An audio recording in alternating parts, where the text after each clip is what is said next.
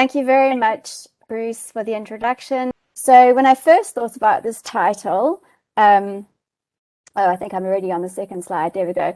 I put the word cure because I think many people think that precision medicine is just about the treatment and management of disease and ill health. And so I've revised it because what I'd like to show you today is that there's great power in what is actually beyond predictive or personalized medicine, and that includes prediction, and that's where environmental health, which is focused on prevention, meet. So precision medicine, it's already been defined, but I'll quickly go over it, is personalized or could be personalized medicine, and it helps find unique disease risks and treatments that work best for individuals, and you've seen some ways in which that can be done from previous speakers. Precision health approaches occur outside of the setting of the doctor's office or hospital. So if we take precision medicine a little bit further and say precision health, when we then start to think about things like disease prevention and health promotion activities. And then this leads us to a new term, which one could consider precision public health, which involves the approaches that actually protect human health in the first instance. So those aspects of prediction and prevention, according to the precision medicine, would include some of these which you've already heard about. So I'm not going to go through all of them.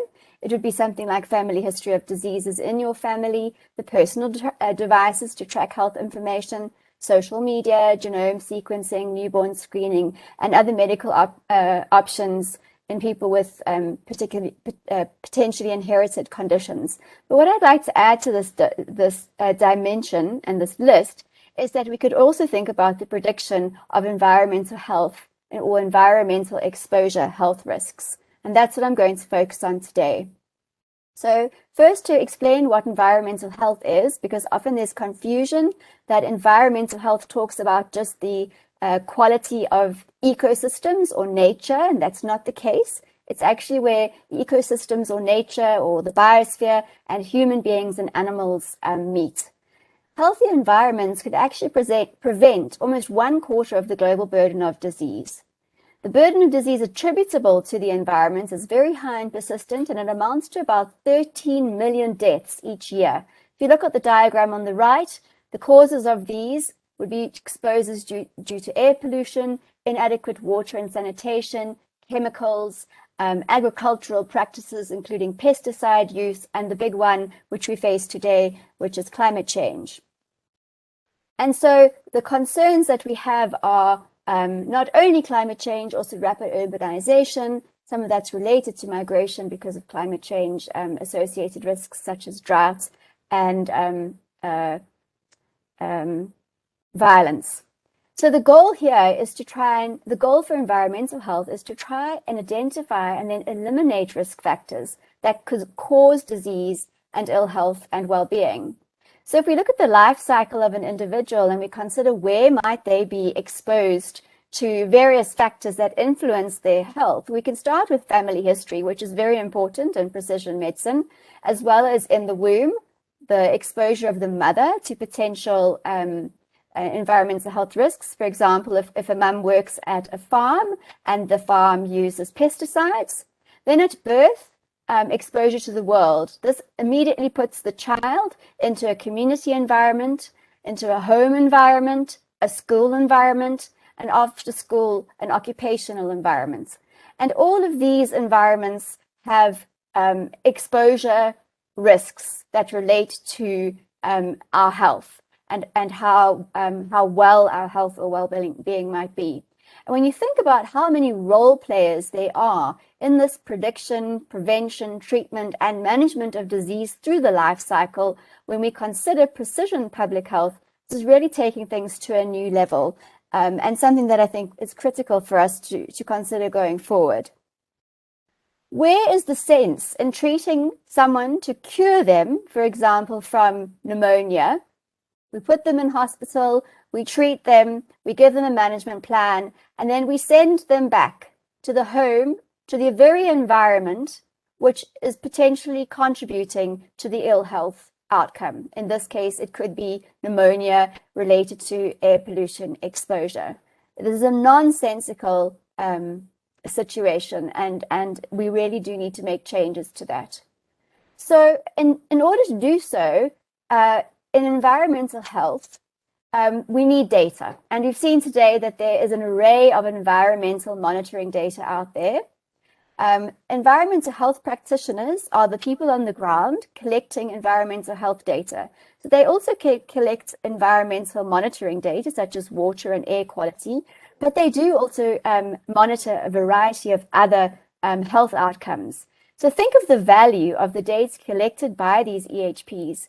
The main challenge is that the data are paper and not electronic. And if we think that we have EHPs practicing in every community, in every district of South Africa, the amount of data that's sitting there and is unused is actually unacceptable. And the second diagram is just about an article. Community health workers, that's the same as our environmental health practitioners. But when you think about patient navigators, so not only hospitals who traditionally collect all our admissions and health outcome data, but how patient navigators need to, as we've been seeing through the use of devices and sensors and things that people are doing themselves, also need to contribute towards the data availability that will really make our lives easier when it comes to preventing ill health and disease. So if we have a look at the power of prediction, and I'm going to use the example of one case study.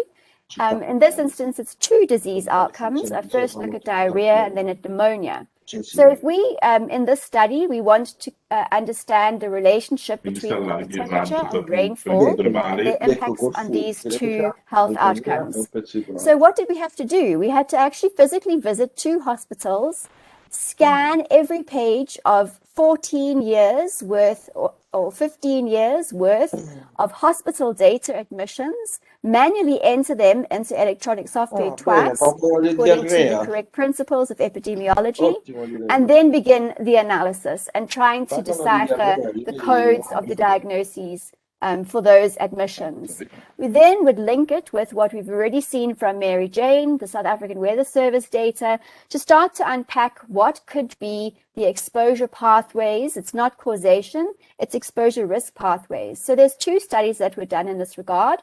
This epidemiological study used contour analysis. It was looking at diarrhea case counts from those hospital admissions. And what we were seeing was that there were occurrences of diarrhea with consecutive weeks of precipitation, but not only of it being wet, but also during drier conditions, which does seem strange. And this is particularly among children under 5 years of age. And so what this means is that it's all very well just looking at the admissions data and the meteorological data, but one also has to understand the social and economic determinants of health. In this case, the dry conditions led to people storing water, reducing their personal hygiene, having lower sanitation quality and poorer personal hygiene practices.